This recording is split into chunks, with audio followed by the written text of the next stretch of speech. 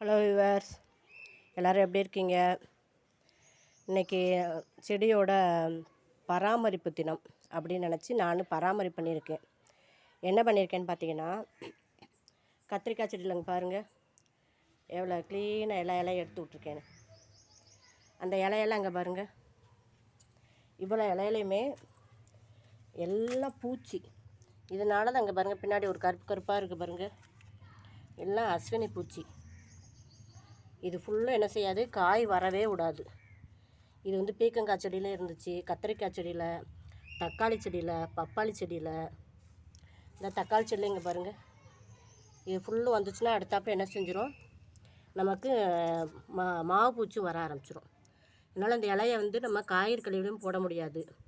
இது என்ன செய்ய போகிறேன், நல்லா காய வச்சு நல்லா எரிச்சிட போகிறேன். எரித்து சாம்பலாக்கிட்டோம்னா நம்ம செடிகளுக்கு உரமாக கொடுத்துக்கிடலாம். இன்னைக்கு ஃபுல்லும் இதான் 10:30 மணிக்கு ஆரம்பித்தேன். மணி எத்தனை ஆகுது, மணி இப்போ 12:15 ஆச்சு. கரெக்டாக 1.25 மணி நேரம் ஆகிருக்கு. இங்கே பாருங்கள், தக்காளி செடியில் ஃபுல்லும் எல்லாம் கபாத்து பண்ணி விட்டுட்டு இதை எடுத்து ஒரு கல்லை வச்சு கட்டி வச்சுருக்கேன். சாஞ்சிக்கிட்டே போகுது. இங்கிட்ட இருக்க கத்திரிக்காய் செடி வர விட மாட்டுக்கு. அதில் ஒரு வெண்டைக்காய் செடி இருக்குது, அதில் வெயிலே பட விடாமல் ஆக்கிருச்சு.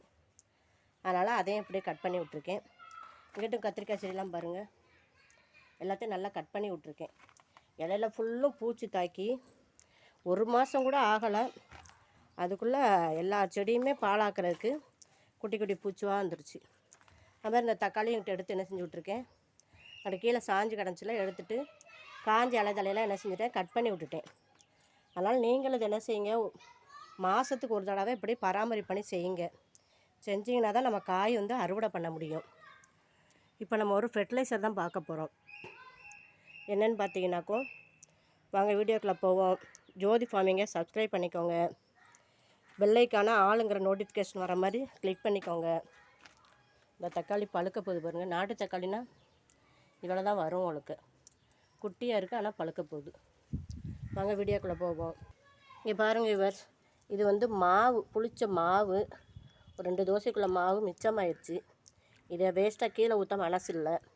அதனால் என்ன செய்ய போகிறேன், இதைக்கும் அது கூட தயிர், ஒரு 2 நாள் தயிர், புளிச்ச தயிர் இருக்குது. இதையும் செடி கொடுத்துட்டோம்னா சரி. இப்போ தான் இலையெல்லாம் கபாத்து பண்ணியிருக்கோம்ல, கட் பண்ணி விட்ருக்கோம்ல, இதை நம்ம இலை மேலே துளிச்சாலும் சரி, வேர்க்கால் ஊற்றாலும் சரி, அடுத்தாப்புல என்ன செய்யாது, பூச்சிகள் வராது. இது வந்து நமக்கு இயற்கையாக உள்ளது.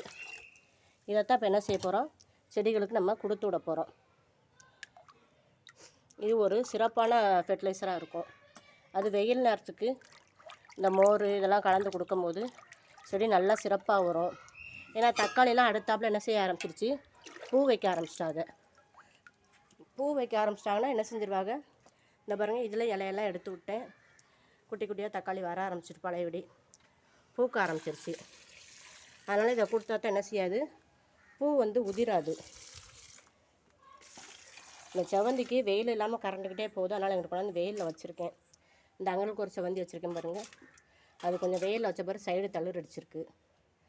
இந்த வீட்டுக்கு வந்து வெயில் தான் நம்ம தேட வேண்டியிருக்குது. ஆனால் நம்மளால் கொஞ்ச நேரம் கூட வெயிலில் நிற்க முடியல. ஆனால் செடிகளில் வெயிலில் வச்சோம்னா சரி, நல்லா ஜாலியாக சூப்பராக இருக்காங்க.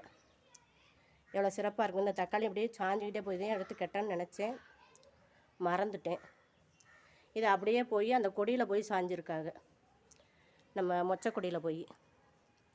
எல்லா செடியும் எவ்வளோ சிறப்பாக இருக்குன்னு பாருங்கள். அது மாதிரி என்ன செய்யுங்க, நீங்கள் மாதத்துக்கு ஒரு தடவை செடியை பராமரிப்பு பண்ணி செய்யுங்க. கபாத்து பண்ணி விடுங்க. இந்த இலை ஃபுல்லும் ஒரு மாதிரி கலராக மாறும். இந்த ஓரளவுக்கு எடுத்துகிட்டேன், இன்னும் 2-3 இலை இருக்கும் உங்களுக்கு. நல்லா பச்சை பசேன்னு இருக்கணும். இப்படி இருந்தால் தான் சரி, செடி நல்லா சிறப்பாக இருக்குன்னு அர்த்தம். இந்த இலையெல்லாம் எவ்வளோ சிறப்பாக இருக்குன்னு பாருங்கள். இதே மாதிரி இந்த இலையும் இருக்கணும்.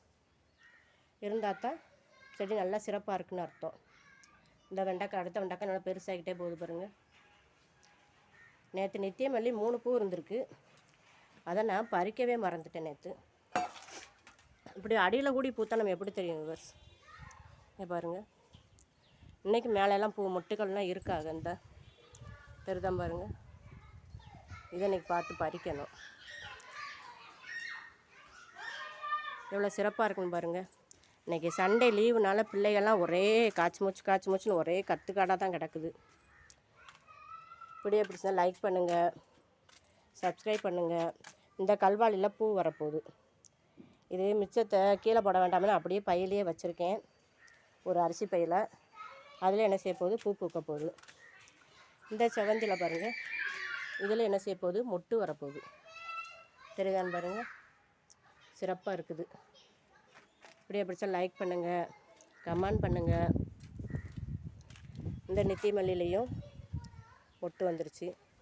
இந்த பர்பிள் கலர் நாளைக்கு 2 பூ பூக்கும். எவ்வளோ சூப்பராக இருக்குது பாருங்கள். இன்றைக்கி கொஞ்சம் பொன்னாங்கண்ணி கீரை தான் எடுத்து என்ன செய்ய போகிறேன், இன்றைக்கி சண்டே வீட்டில் இருக்கனால எடுத்து கீரை வடை போட போகிறேன். சாயங்காலம் ஈவினிங் ஸ்நாக்ஸுக்கு இந்த பொன்னாங்கண்ணி கீரை ஆஞ்சி போட்டு குழம்பு கடலப்பருப்பு போட்டு வடை மாதிரி போட்டு போகிறேன். ஸ்கூல் அன்றைக்கி நம்ம வைக்கிறதுக்கு நேரம் இருக்க மாட்டுக்கு. ஸோ இன்றைக்கி வச்சுருவோம் அப்படின்ட்டு எடுக்க போகிறேன். எவ்வளோ செழிப்பாக இருக்குன்னு பாருங்கள். தேங்க்யூ.